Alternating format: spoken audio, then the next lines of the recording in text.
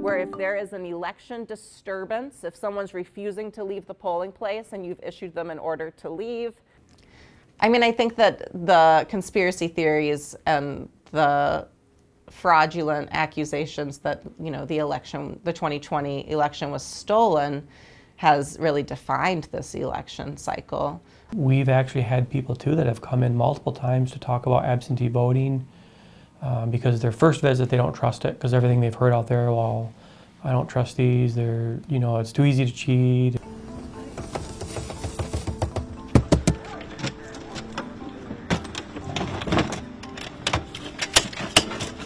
The last election was probably the most secure election we ever had. So this is total hokum that these people have made up.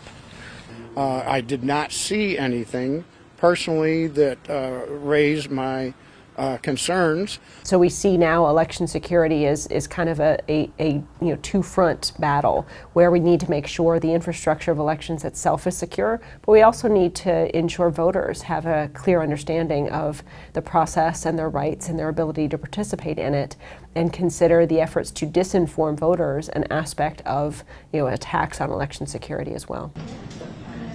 But this idea that we have shifted to violence is sort of the answer for things that we disagree with is certainly something that is fairly new in elections. I would say I kind of experienced it a little bit back in 2018, and then moving into 2020, this was, you know, amplified like crazy. You know, there are still concerns from countries such as China and Iran, and not so much Russia because of the issues in Ukraine and what they're dealing with, but I think that it has shifted, and it has shifted much more to domestic concerns. It's not about who's. I'm not even communicating with them. It looks like you guys are antagonizing. No, he's spitting that in my face. I'm sitting down. He's with a gun standing over top of me. I'm sitting down. He's got a gun too.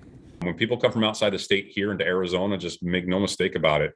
As the sheriff of Maricopa County, this organization is committed to protect our community, to protect the rights of the people within this community, and to protect democracy. How are you today?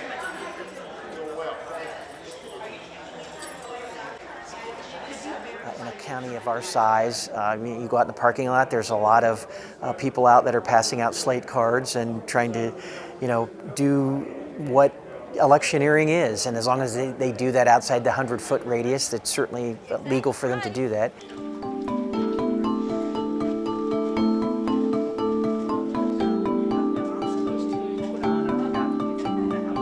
You know, if you're an election official and you're calling 911 on election day, it's a little too late.